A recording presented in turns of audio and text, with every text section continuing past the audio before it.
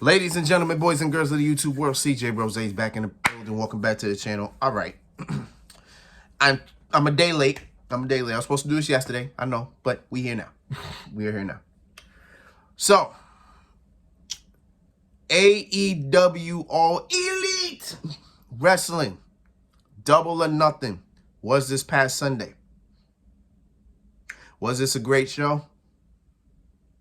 I think at this point in time, I think every AEW pay-per-view is pretty damn good. So this was no exception.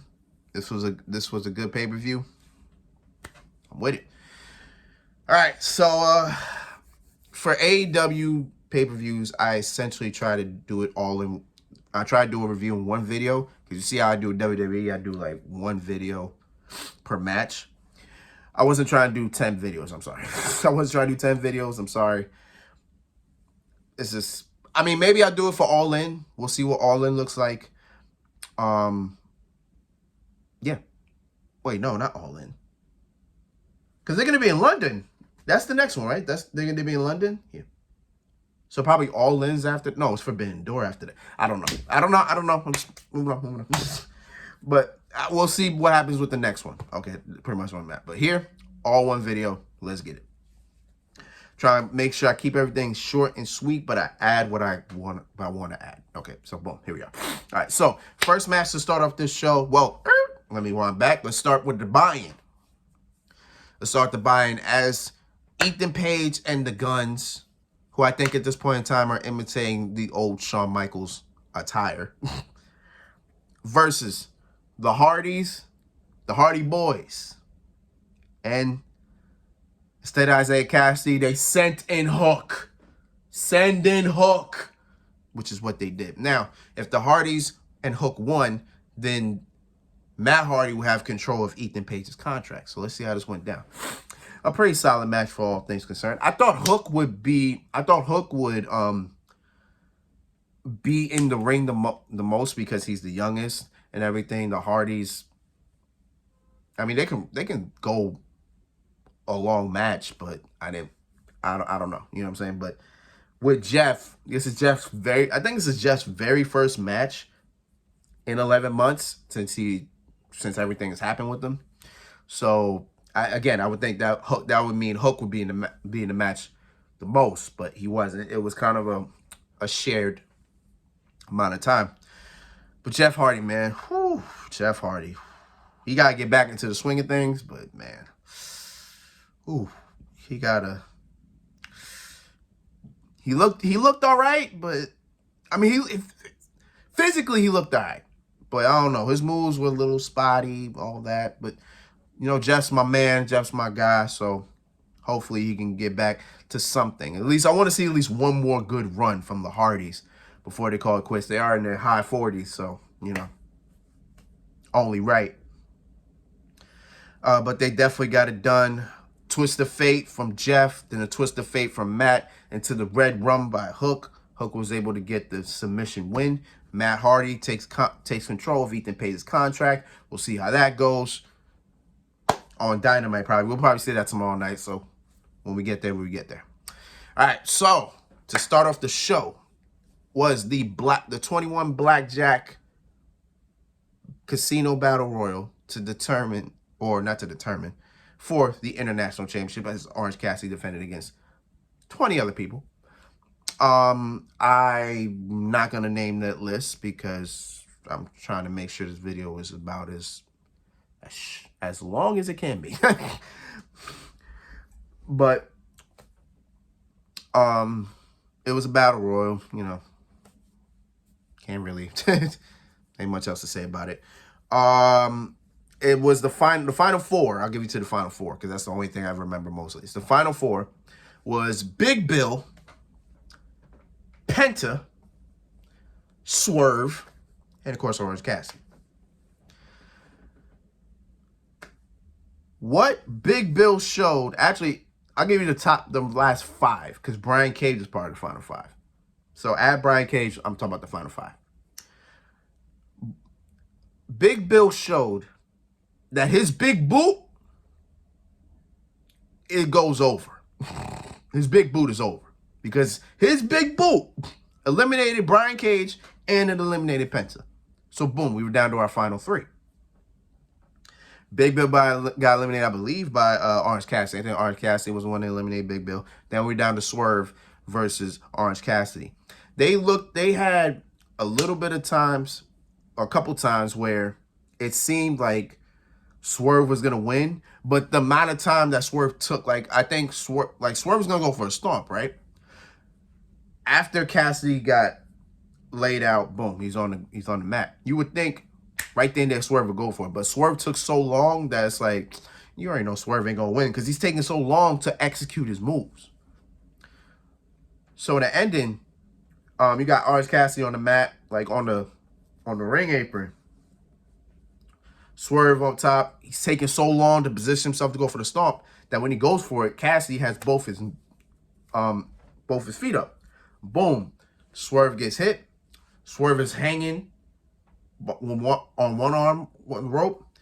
Orange Cassidy he's about to go for the orange punch. Instead, nonchalant just walks up, kicks Swerve's hand off, and then Swerve falls. It's typical Orange Cassidy way. But boom, there we go. Orange Cassidy retains. I figured he would. I had him winning. I didn't have anybody else winning. I usually, when it comes to battle royals and things like that, I have picks. But it was hard to pick anybody because nobody really was in position to really win a title. You know what I'm saying? So I had Orange Cassidy winning. Boom, straight like that. Orange Cassidy now has, or I think it's second to most championship wins. Yeah, so it's Orange Cassidy. All right, next matchup was the unsanctioned match. Chris Jericho versus Adam Cole, baby.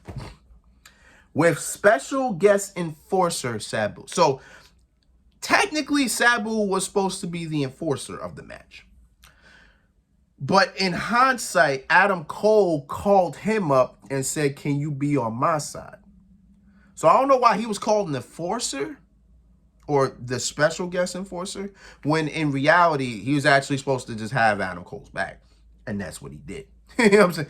He had Adam Cole's back. To the point for the first 4 minutes of Jericho Appreciation Society, Adam Cole, Roderick Strong, who was out there as well, and Sabu, all were just getting it on.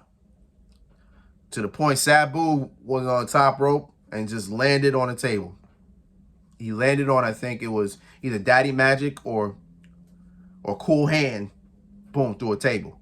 All right. I guess Sabu ain't that old, but Sabu is still risking his body. Even at age, I want to say he's about 50 right now. He got to be about 50 change, bro. Simple. But from there, the Jericho Appreciation Society, Roger Strong, and Sabu are all gone. So now it's just one-on-one Jericho and Cole. Give Jericho a lot of credit, man. Jericho's what, about 50? He's 52 right now? I think he's 52 right now. Give Jericho credit. He's 52 years old, but he's still able to put up a hell of a put on some solid matches. I mean, a couple of his moves are spot, botched here and there, timing a little off, but it's expected. He's 52. Okay? You know what I'm saying? He ain't like he used to be. He ain't the Lionheart no more. He ain't the Ayatollah of rock and roller. You know what I'm saying? He ain't Y2J. You know what I'm saying? He's the Ocho. You know what I'm saying? He's the Wizard. Le Champion. You know what I'm saying? But he's 52. He's not every move is going to be crisp at that age. You know what I'm saying? So his time is going to be a little off. But still, regardless of that, he still could put on a solid match. This was still a solid match. Pretty good solid match. In the middle of the match, Britt Baker came out with a kendo stick and just started wailing on Jericho. Just wailing on him. Giving her, she wanted her leg back. So boom, she was saying Jericho. Then Saraya came out, and then before Saraya could even do anything, boom, Britt Baker was just hitting her with the kendo stick, boom, boom, to the point where they went all the way to the back. So boom, that was that. Adam Cole definitely got his revenge. He hit Jericho with the boom. Then he hit Jericho again with the boom, but this time, actually, let me get to that part first. Then we'll get to this. So beforehand. Adam Cole Jericho brought out this long chain with handcuffs at the end. I was like, where the hell you found that? For some reason, when he found that from under the ring, everybody in the crowd was like, you sick fuck. I'm like, how? You think this is sick? Like, I'm like, bro, what? Like, I was so lost when they said that. I was like, what? How is this sick? You know what I'm saying? But so Jericho pulled out this long chain with handcuffs on the end, and he pretty much handcuffed himself and handcuffed Adam Cole. No, he handcuffed Adam Cole.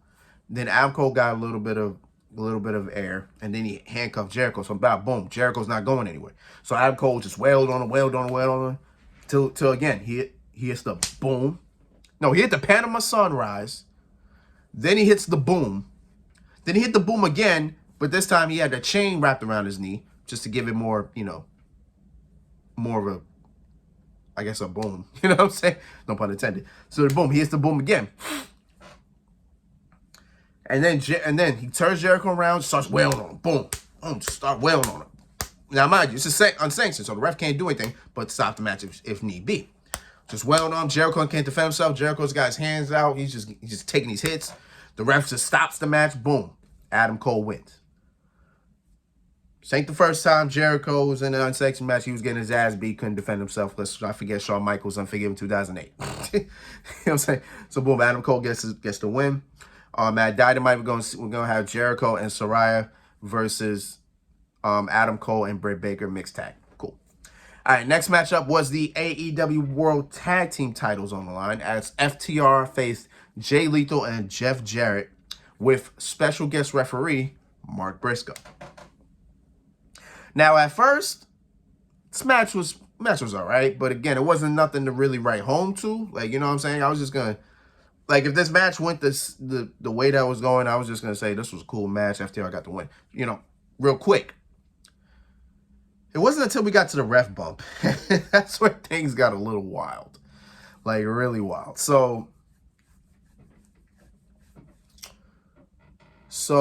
I forgot how we got there, but Jeff Jarrett how we got here was this. So Sanjay Dutt was just getting in the way. He was just getting in the way. Mark Briscoe sends Sanjay Dutt and Satman Singh both to the back, right? Sent both to the back. While Mark's back is turned, Jeff Jarrett has one of the guitars. So he's about to hit Cash. I think it was Cash Wheeler. He was about to hit Cash with the guitar. Cash ducks out the way. Boom! Jeff Jarrett hits Mark Briscoe with the guitar. And Mark is my man was sleeping. That man was sleeping. He was like, that man was knocked. He was out. So we needed a ref. Yeah, we needed a ref. So here comes Aubrey Edwards. Yeah, here comes Aubrey Edwards. She's running.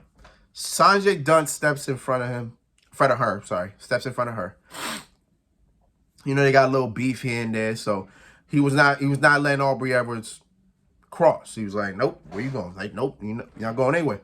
So Aubrey just pushes Sanjay Dutt down. And then before you know it, here comes Karen Jarrett. Yes, Jeff Jarrett's wife, with the other guitar, and boom, hits Aubrey Edwards in the head. I'm like, what is going on here? Like, what is happening? Like, why are we laying out all these refs? Why are the officials getting abused? Right? So from there, Jay Lethal hits a double lethal injection on FTR. Then here comes Jeff Jarrett. No, Karen Jarrett takes both tag team titles. I think, if I can remember off the top of the head, I think one got flung. I think Sanjay Dutt was gonna hit one with him, but he got missed out. Then Jeff Jarrett got Dax in the head with the other one. Then of course Jeff Jarrett hits the stroke. 1-2 kick out. Then Mark Briscoe's up. Oh, yeah. Then Mark Briscoe was up at this time. So now Mark Briscoe was up. So he counted the 1-2 kick out, right? And Jeff Jarrett got upset with Mark Briscoe. He was like, I told you that you're supposed to count. Just punking him out. Supposed to count. Then Mark slaps the hell out of Jeff Jarrett. Shatter machine. 1, 2, 3. FTR retains. Mark Briscoe, like, he forgives FTR. Cool. Good stuff. All right, next matchup, we got the TNT title on the line as Wardlow defends against Christian. I said I wouldn't even be mad if Christian won this title because the way they've been treating this TNT championship has been outrageous. Like, six different title changes in 6 months is just wild. Like, it's just crazy to fathom. So in this match, pretty much, I'm gonna go through this real quick. So in this match, I noticed Wardlow was trying to go for the Powerbomb Symphony, or just the Powerbomb itself, and he couldn't hit it. Christian always found a way to get out of it. There was on the first point, he was trying to go for the Powerbomb on the ladder.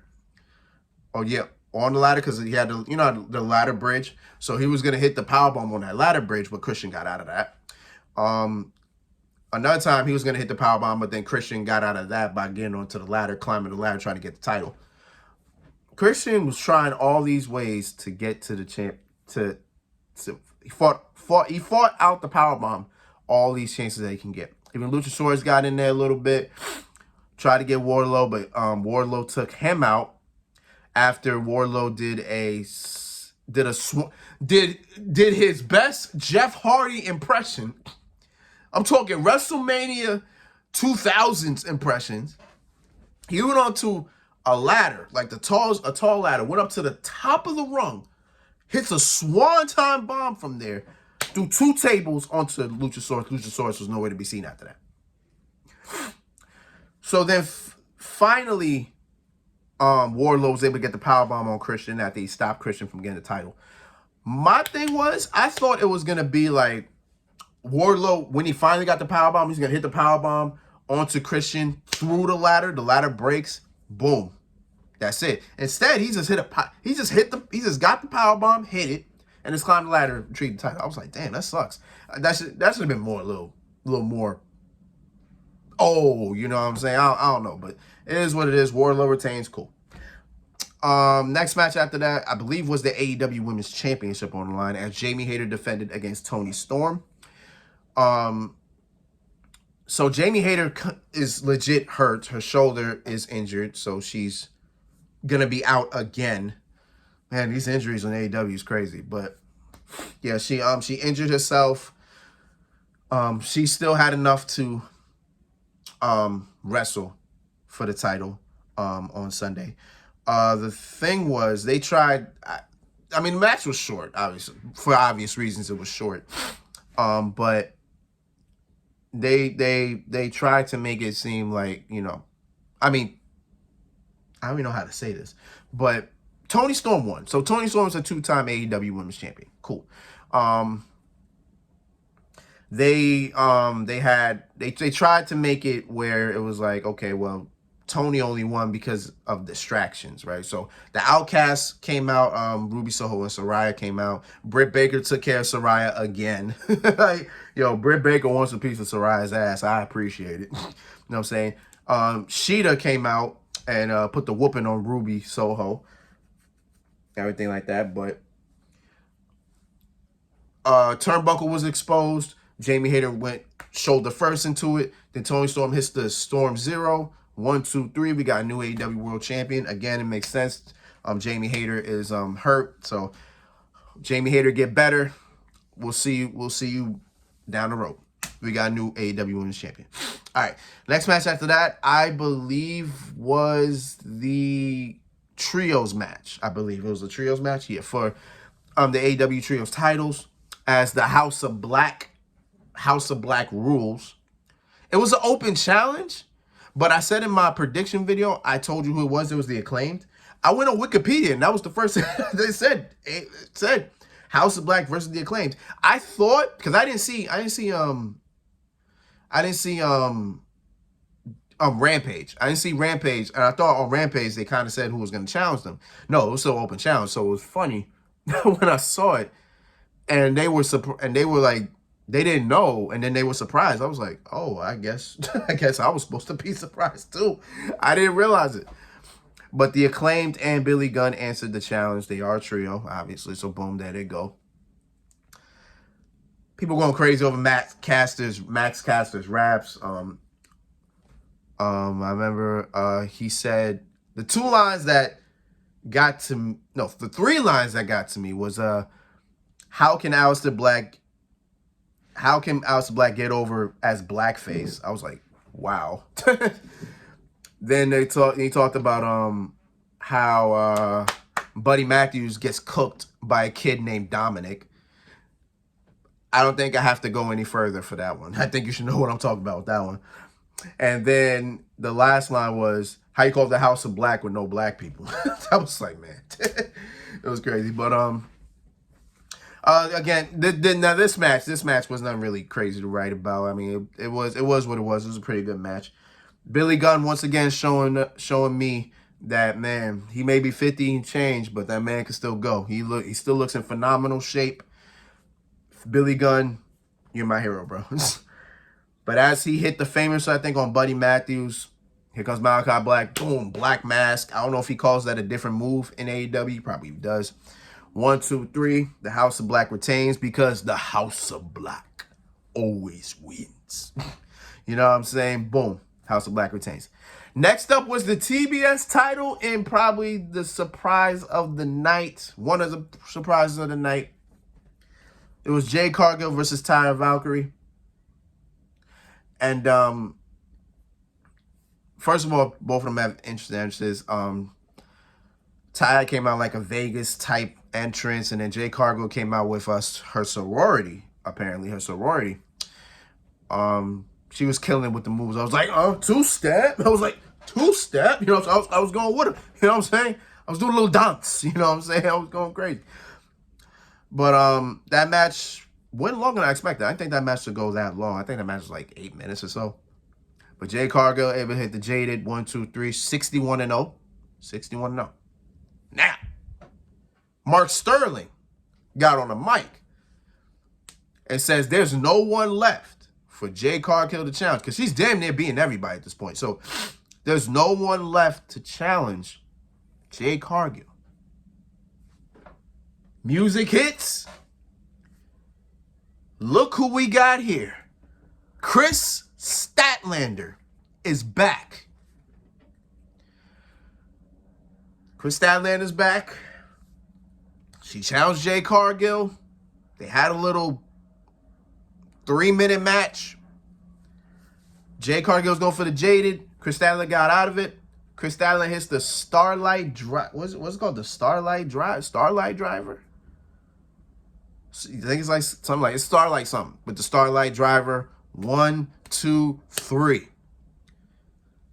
Jade Cargill is 61-1. Kris Statlander finally ends the streak. Kris Statlander is the new TBS champion, the second ever TBS champion. Kris Statlander's back. It's good to see her back. Hopefully she stays healthy this time. Man, this is the second time her coming off an injury, and she was out for a period of time. Hopefully this time around she's healthy. She can have a good title run. I'm with it, man. I'm with it. Kris Statlander's back. She looks good. All right. Now, double main event time. So they put the AEW World Championship as not the main event. I found it to be interesting because this might have been, I think, the second or third show that the AEW World title did not headline. Not headline, that it did main event. Because I remember the first time, I believe it was Full Gear 2019 when Moxley and Omega headlined. No. Yeah. That was the first time, yeah. But I think, if I'm not mistaken, I think when they did Double or Nothing 2020, I think the Stadium Stampede main evented that night, I believe. So that was probably the other night. So boom, like this is probably the third or maybe fourth, fifth time that the AEW World Championship has not main evented a pay-per-view. But we had the 4 Pillars Fatal 4-Way, MJF defending against Darby Allin, Jack Perry, and Sammy Guevara. Now, we had a couple special entrances here. Jungle Boy didn't have really a special entrance. He just walked out there and just did what he did. Sammy Guevara, who has new music, by the way. He has new music, but it was very low. I couldn't hear it. Hopefully, that new music comes out. I can listen to it, and I'd be like, okay, I can compare it. So Sammy Guevara comes out with Ty Conti. We haven't seen Ty Conti in a minute. So he brought cue cards. He brought cue cards with him. He hasn't done the cue cards thing in a while. So he says, pretty much the cards say, before this big match gets underway, they have big news. And it is, they're having a baby. So Sammy Guevara is about to have his first kid. Ty about to have a first kid. I'm assuming they're about to have their first kid. I'm pretty sure that's both their first kids. So congratulations to Ty Conti. Hope you have a good pregnancy, girl. Do your thing. Won't see you for a while. Darby Allin came out.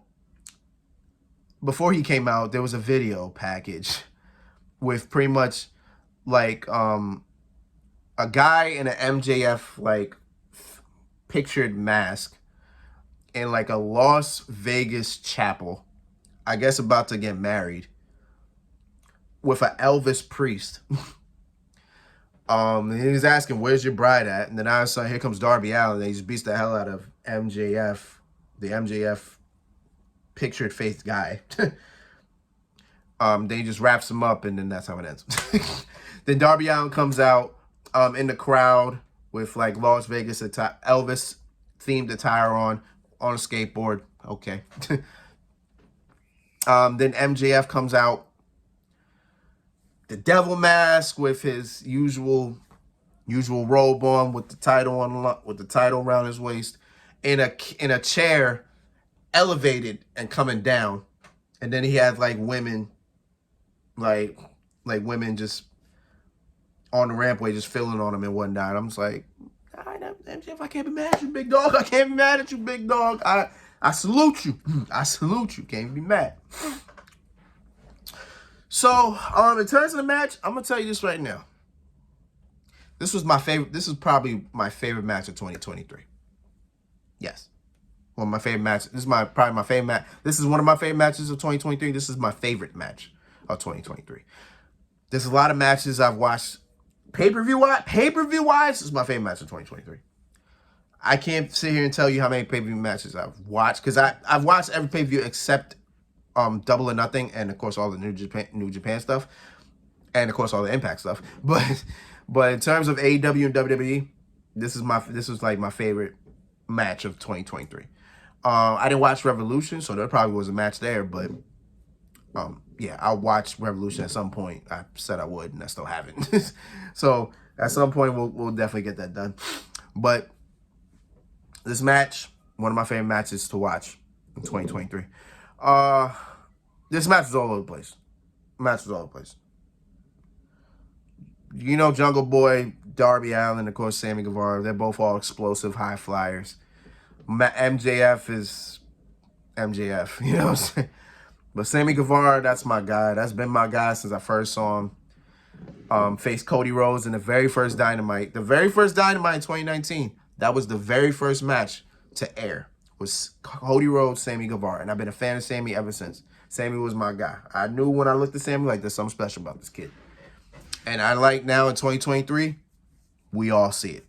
That's my guy. Darby Allin, you know, he likes to throw himself everywhere. That's just how Darby Allin is. And Jack Perry has something to prove. He has something to prove. And of course, MJF was just going to do what MJF could do. So there was one spot in this match where they all did moves of their mentors. Like Darby Allin did the Scorpion Death Drop for Sting.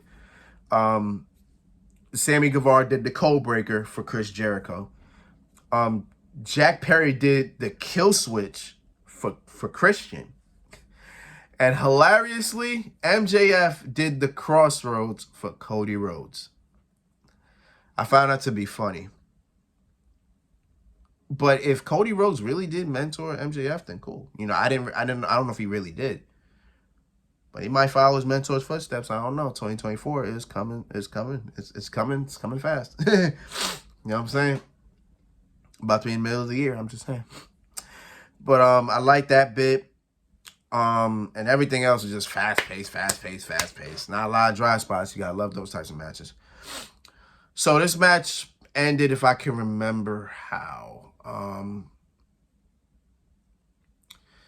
I think Sammy Guevara hit the GTH. Yeah, Sammy Guevara hit the GTH. He was going up top. He hit Jungle Boy with the GTH. He went on top. I don't know. I think he probably going for that Phoenix Splash or that 450, whichever one. Darby Allin pushes Sammy off the top, hits the barricade. He was done pretty much.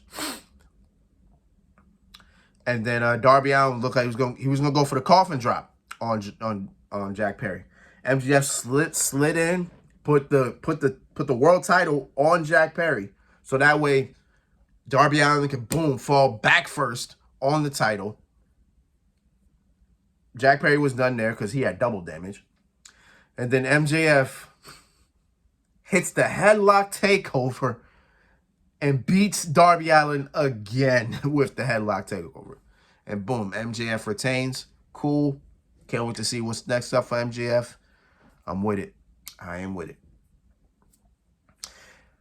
All this leading up to the main event, the match that ended the show. Anarchy in the Arena match. The Elite, Kenny Omega, Hangman Adam Page, and the Bucks versus the Blackpool Combat Club, the ROH World Champion Claudio Castagnoli, Jon Moxley, Wheeler Yuta, and Bryan Danielson. I was really trying to figure out which match would have been which match was better. Was it last year's with the Jericho Appreciation Society and the Blackpool Combat Club, or this year's? I think it depends on preference, but honestly, both matches were insane. This match, wild match. And then it had all rights to end the night. It had all rights. Now, I knew there was going to be a lot in this match, but I knew this was going to be all over the place. So this was probably the only match that I wrote something for.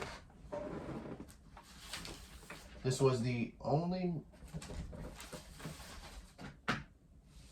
I'm talking about pads over there. Is my pad over there? I think my pad's over there. Oh yeah, it is. Damn it.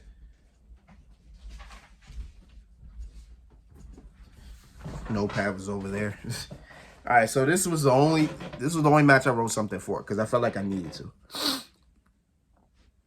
Did we see a lot of things at the match? We saw a lot. The first thing that was probably the most funniest thing I think I've seen was the Blackpool Combat Club had a band come out and pretty much sing Jon Moxley's theme, because that's the song that they come out to. They come out to Jon Moxley's theme, right? So they had the band was the Violent Idols. I think that's what the band was. The Violent Idols sung the Blackpool Combat Club down to the ring, right? So they came out the crowd and everything. So here comes the Elite running up the stairs, and boom, that's when the match starts. The bell rings. The band doesn't stop. Let me explain this. The band does not stop playing. They keep going.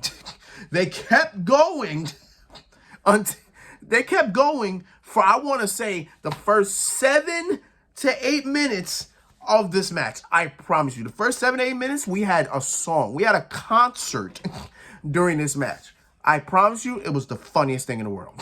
I swear to God. I swear to God, I was laughing. Because I'm like, y'all realize when the bell rung, y'all was supposed to stop? But they kept going. I said respect. I said respect. It all ended once the Bucks got up to the top of the ramp and they double super kicked the lead singer. Once that happened, silence after that. There was silence after that. From there, we saw Kenny Omega act like he's Captain America with a trash can lid. We saw a fork jabbed into Kenny Omega's head. We saw a pile driver in the back of a pickup truck. We saw somebody get flinged from the top of the ramp to the floor. We saw blood. Moxley, Moxley always bleeds. We saw a ref get bloody. We saw Nick Jackson hit a super kick with explosives. Like an exploding super kick. Like he John Moxley had the Boston Crab on his brother on Nick's brother Matt, and Wheeler Yuta had a choke on the other one on the side. Nick Jackson comes in, hits John Moxley, boom, his super kick, explosions. I'm like, the hell am I watching? Like, what is this? What's going on? So we saw an exploding super kick. We saw thumbtacks. Claudio took the shoe that had the explosions in it. He field goal punted it to the crowd. John Moxley took thumbtacks, spread them all around. Took Nick Jackson with his bare foot, put his foot into thumbtacks. And from there, I think Nick Jackson had about maybe 12, 13, God knows how many thumbtacks in his foot. He wasn't the same after that. Then I think Matt Jackson got a cutter into thumbtacks. We saw that. Then we saw thumbtacks into Nick Jackson's mouth. And then Claudio uppercutted the thumbtacks out his mouth. Either that or he probably uppercutted his chin. So that way he's chewing on thumbtacks. Like yo, that's crazy. We saw Bryan Danielson take Justin Roberts' jacket, and Excalibur used that as a reference. He said Justin Roberts getting PTSD. Should I fill y'all in? I'm gonna fill y'all in real quick. So if y'all don't know what that was, he's referencing 2010 remember when the Nexus made their debut and they beat the hell out of John Cena and just ripped up everything on ringside, including ripped up the ring mat, destroyed the announce table, threw mad chairs and everything like that. Remember, Bryan Danielson, who was Daniel Bryan in WWE, took Justin Roberts' tie and choked him out with his own tie. He got fired for that. Of course, he got rehired, but I'm saying he got fired for that. So that's why that's where the reference came from with Excalibur. He was like, "Oh, Justin Roberts getting PTSD." That shit had me. I was laughing. That shit was funny. Let's see. And then going up to the end where Don Callis got involved. So Don Callis found the screwdriver that was used previously, or attempted to use previously. That was actually Hangman Page who had the screwdriver. By the way, he took his eye patch out and his eye is good. So Don Callis found the screwdriver. He gave it to Wheeler Yuta.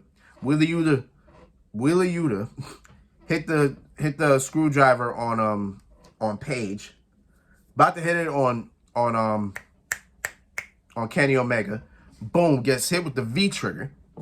And then Kenny Omega's about to go for the one-winged angel. But he knows he felt Don Callis' presence behind him, which I don't know how he could. So he drops Wheeler Yuta. He's about to beat the hell out of Don Callis. Then out of nowhere, boom, Kenny Omega gets hit with a running knee. And then from a dude who had and I'm assuming the dude was the dude that I saw in the corner. There was a dude that was in the corner. I thought he was like the cameraman. But some told me, I'm like, yo, that dude, I had a feeling that dude about to get involved. And he did. He actually got involved. So boom, it was the dude. So he revealed his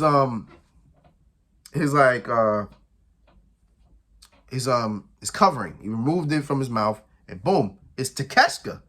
Takeshita has turned heel. Has he joined the BBC? I'm not sure. So then after the knee, Wheeler Yuta got the screwdriver again. Boom, hit Kenny Omega with it right in the head. Then hits the seatbelt victory roll. 1, 2, 3. The Blackpool Combat Club get it done. And then Don Callis takes his belt and it starts choking Kenny Omega out. And then boom, that's how we end it. With the Blackpool Combat Club, Don Callis and Takeshita all standing tall. Double or Nothing was a very good show. Good for what it was. I'm glad I watched it. Again, that 4 Pillars match, Fatal 4-Way, was one of my favorite matches of the year. Good stuff, AEW, good stuff. We got, I think the London show is coming up next, next month in June or July. I forget what month, but It is what it is. We'll be here for the next one. You already know. But until then, it's been Rose, man. Thanks for watching. Thank you for all the love support as always. If you don't mind, I got some recording to do. I got some WWE 2K23 I got to finish up because AEW Fight Forever comes out June 29th. I got to make sure I'm ready for that. I just reached the playoffs in NBA 2K. Got to get that going. Man, it's a lot of stuff I got to get done. So let me get to it. So until next time, peace, love, 100. You heard?